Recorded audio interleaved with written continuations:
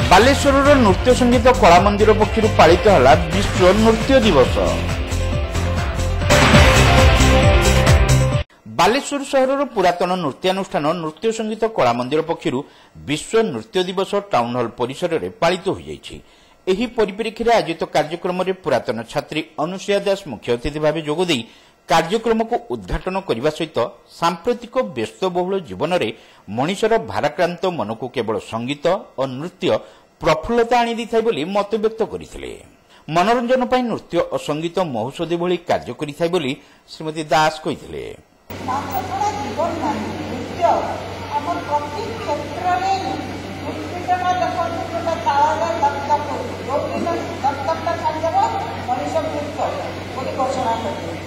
जीवन में यदि नृत्य संगीत नाटक नथिबो ताले जीवनटा शून्य से संस्कृति आम संस्कृति को आमर पुराना सभ्यता को जब आम आखि आगे आनिया साहय करे जड़े लेखक मिल पार जड़े नृत्यशिल्पी मिल पार जड़े संगीत शिल्पी मिल पार ड्रामा मिल पार नाटक बहुत रकम आज से सब लोग पाइबे अंतर्पक्षे नृत्यटा आम भल भाव देखा करना पाचन नृत्य शिक्षा को खराब समस्त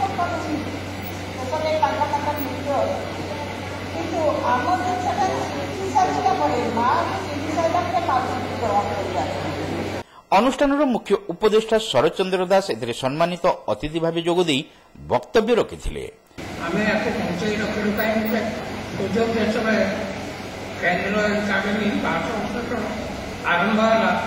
केंद्र एकाडेमी ओडिशा आम अनुष्ठान को सिलेक्शन कला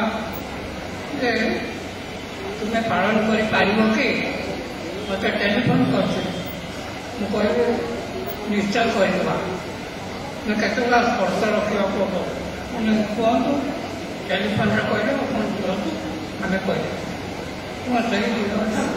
6टा आम अनुष्ठान नृत्य दिवस पालन कर सुजोग मिलला आम अनुष्ठान को आम गोटे दिवस आम नृत्य छात्री मान गोटे स्थान देखिपारे जे मैंने शिखी समस्ते एक जिनसा को आम अन्य अनुष्ठान करूँ न करूँ आम से चिंतित किंतु आमर उद्देश्य आम पे वर्ष देखा कर।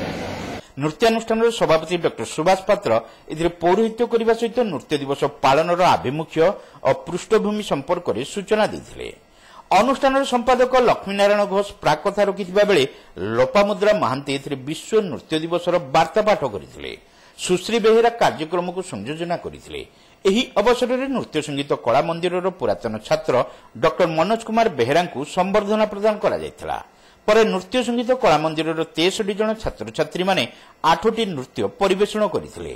गुरु उर्मिला साहू नृत्य गुड़िकर निर्देशना देथिले।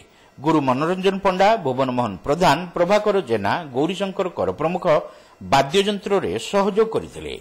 बहु दर्शक दीर्घ समय धरी नृत्य परिवेषण को उपभोग करथिले।